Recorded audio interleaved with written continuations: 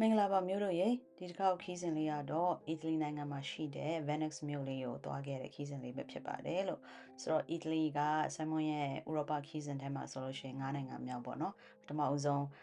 United Kingdom ကိုသွားတယ် Netherlands သွားတယ်ပြီးတော့ Switzerland ကနေပြီးတော့ Germany ကိုသွားပါတယ်လို့ဆိုတော့ Germany ကနေပြီးတော့အီတလီထဲကိုဝင်လာတော့ပေါ့နော်ဆိုတော့ Venice ကိုမရောက်ခင်မှာBolzano ဆိုတဲ့အီတလီရွာလေးမှာ2ရက်နေခဲ့ပါသေးရဲ့ပေါ့နော်ဆိုတော့အဲ့ဒီမှာကဒီအီတလီ Dolomite တောင်တန်းနေရှိရပေါ့ hiking လုပ်လို့အရင်ကောင်းတဲ့နေရာတစ်ခုပေါ့နော်ဆိုတော့ Venice ကို bus ကားနဲ့ရောက်လာပြီးတော့ Venice bus ကားဂိတ်ကနေပြီးတော့ဒီ Venice မြို့လဲကောင်ပေါ့နော်ဒီကျွန်းလေးကိုကျတော့ယထာနဲ့10မိနစ်လောက်စီးပြီးတော့ရောက်လာပါတယ်လို့ဆိုတော့ဒါယထာဘူတာကနေထွက်လာတာပေါ့နော်ဆိုရထားဘူလာနဲ့ထွက်လာရဲဆိုရင်ရှင်ဒီတရားကိုဖျက်ရပါမယ်လို့ဆိုတော့မျက်နှာချင်းဆိုင်မှာနောက်ထပ်တရားတစ်ခုရှိပါသေးတယ်ဒီတရားတစ်ခုကတော့နာမည်ကြီးရပါတော့နော်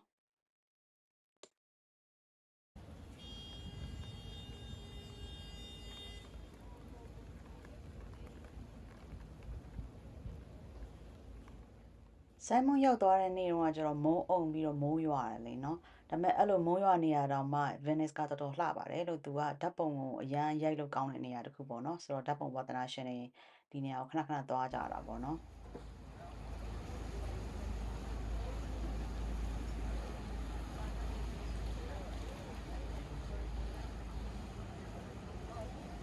ဆိုတော့အီတလီမှာစုစုပေါင်းနေခဲ့တဲ့6ရက်လား9ရက်လားအတွင်းမှာပေါ့နော်ဒီပါစတာတစ်ခုပဲ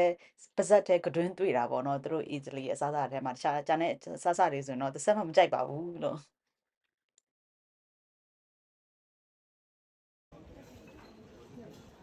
တခုအကြံပေးချင်တာ Venice ကိုသွားရတယ်ဆိုလို့ရှင်လေ luggage တင်နဲ့မသွားပါနဲ့လို့ဘာကြောင့်လဲဆိုတော့ Venice မြို့ထဲမှာ taxi တွေမရှိဘူးပေါ့နော်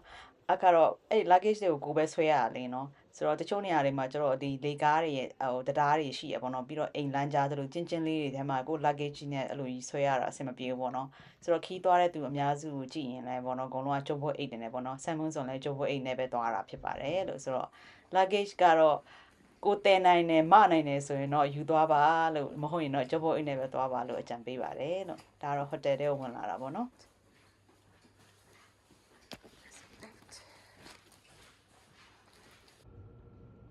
ဒါကတော့ဟိုတယ်ရဲ့အတွင်းပိုင်းပေါ့သူကဒီlunch တွေဘာတွေစားဖို့နေရာလေးပြင်ဆင်တာအဓိကဒီဟိုတယ်ကိုရွေးလိုက်တာဒီ outdoor space လေးပါလို့ပေါ့နော်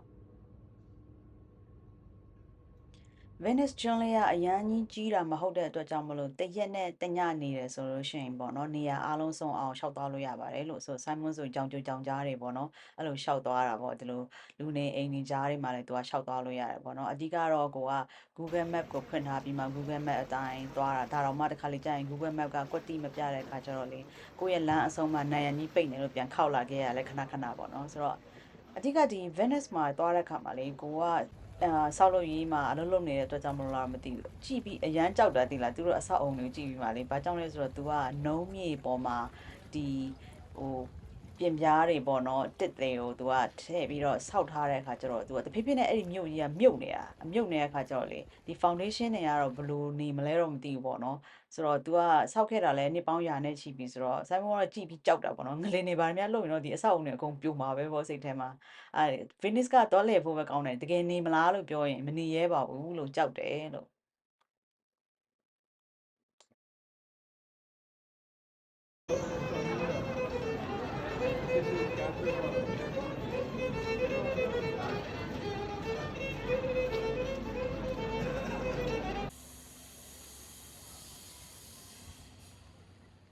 ဒါကတော့ Venice မြို့မှာရှိရဲ့အကြီးဆုံးပေါ့နော်ဖះเจ้าပေါ့သူကဖះเจ้าအထဲကိုဝင်ကြည့်မယ်ဆိုလို့ရှိရင်သူကလက်မှတ်ကြိုဝယ်ရတယ်ဆိုင်းမကလက်မှတ်ကြိုမဝယ်ထားတဲ့အခါကျတော့ဝင်ကြည့်လို့လည်းမရတော့လက်မှတ်ကလည်း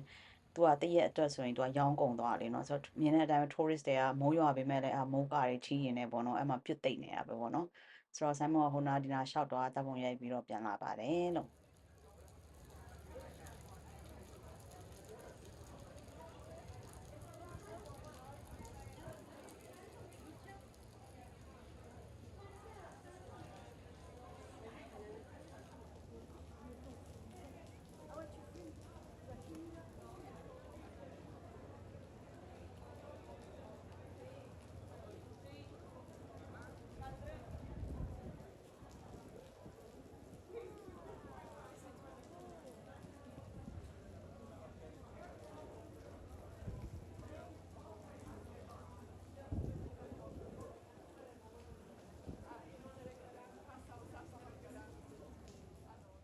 Venice ကိုရောက်လို့ရှိရင်မစီးမဖြစ်ပေါ့နော်ဒီ gondola တွေကိုသူကစီးကြတာပေါ့ဆိုင်မုံကစီးမယ်လို့ဆုံးဖြတ်ပေမဲ့မိုးကရွာတဲ့အခါကျတော့မိုးစစိုးကြီးနဲ့မစီးချင်ဘူးပေါ့နော်အဲ့ဒါသူကတစ်ခါစီးရင်ကျတော့ဒေါ်လာနဲ့ဆိုလို့ရှိရင် like 50လောက်ပေးရတာပေါ့နော်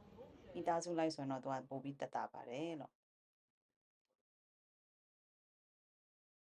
ဒါတော့ပြန်မဲ့နောက်တစ်ရက်မှာပေါ့နော်ဒီတိုင်း public ကို free ဖွင့်ပေးထားတဲ့ဒီဖះเจ้าကိုပေါ့နော်ဝင်ကြည့်တာသူကအဲ့ဒီအထဲမှာသူ့ရဲ့ original ကြမ်းခင်းဘယ်လောက်ထိမြုပ်သွားတယ်ဆိုတာပါဒီမှာမှန်နဲ့ပြထားတာပေါ့နော်ဗီဒီယိုထဲမှာတော့မရိုက်မိလိုက်ဘူးထင်တယ်ဆိုတော့သူကအထဲမှာအနည်းဆုံး like 6ပေကနေ8ပေလောက်ထိမြုပ်နေတာပေါ့သူရဲ့ original ကြမ်းခင်းอ่ะဆိုတော့သဘောကဒီ Venice မြို့ကြီးอ่ะပေါ့နော်တဖြည်းဖြည်းနဲ့မြုပ်နေတာပေါ့အဲ့ဒါဆိုတော့အဲ့ဒါကြည့်တယ်လေကိုကလည်းကြောက်နေလေပဲနောက်တစ်ခုနိုင်ငံခြားကိုခီးထွက်တဲ့ခါကျရင်လေအာကတိကအောင်အဖြစ်ဆုံးကစားစီရတိတ်လားနောက်ဆုံးထမင်းစားခဲ့တာကနေသာလာမှာအမတွေနဲ့ဆုံပြီးတော့အမတွေချက်ကျွေးရထမင်းစားခဲ့ရတယ်အဲ့ဒါနောက်ဆုံးပဲလေနော်အဲ့တော့ဆွစ်ဇာလန်မှာလည်းထမင်းမစားခဲ့ရဘူးဂျာမနီမှာလည်းထမင်းမစားခဲ့ရဘူးဆိုတော့ဒီ Venice ရောက်လာတဲ့ခါကျတော့ထမင်းကအရန်စားကျင်နေတော့အဲ့တော်သေးရပေါ့နော်အဲ့ဒါဘူတာယုံနားမှာကိုရီးယားဆိုင်တစ်ဆိုင်တွေ့တော့အဲ့ထမင်းဝင်စားအားရပါရစားလိုက်တာပေါ့နော်အဲ့အာရပါရနဲ့ခေါင်းမဖော်တန်းစားနေတော့ဦးလေးကြီးတယောက်ကစင်ကာပူရီးယန်ထင်ပါတယ်သူ့လေတံကိုနားထောင်ရတာစားလို့ကောင်းလားတဲ့ recommend ပေးလားဆိုပြီးလာမေးလို့ကိုမပါဇက်ပလုတ်ပလောင်းနေလေစားလို့ကောင်းတယ်ဝယ်စားဆိုပြီးတော့ recommend ကပေးလိုက်ရသေးတယ် Venice ကနေပြီးတော့ Rome ကိုကျတော့ဒီ high speed ရထားနဲ့သွားတာပေါ့နော်ဆိုတော့စုစုပေါင်း4နာရီခွဲလောက်ကြာတယ်ထင်တယ်သူကတနာရီကိုကီလိုမီတာ285ကီလိုမီတာနှုန်းနဲ့သွားတာတော်တော်မြန်တယ်ပြောအောင်ပေါ့နော်ဆိုတော့ရထားကတော့လူတော့တိတ်မကြက်ဘူးပေါ့နော်ဆိုတော့တက်တာရှိပါတယ်လို့ဆိုတော့ Rome ကိုရောက်သွားတဲ့ခါကျတော့နောက်တစ်ရက်မှာကျတော့ Pompeii ကိုသွားလဲတာပေါ့နော်ဆိုတော့ Rome မှာ Vatican ကိုသွားလဲခဲ့တယ်နောက်ပြီးတော့သူ့ရဲ့နာမည်ကြီးတဲ့ Colosseum တွေနဲ့တခြားနေရာတွေပေါ့နော်အဲ့ဒီအထင်ကြီးနေရာတွေကိုသွားလဲခဲ့ပါတယ်လို့နောက်ဗီဒီယိုမှာပြန်ဆုံပါမယ်လို့ bye bye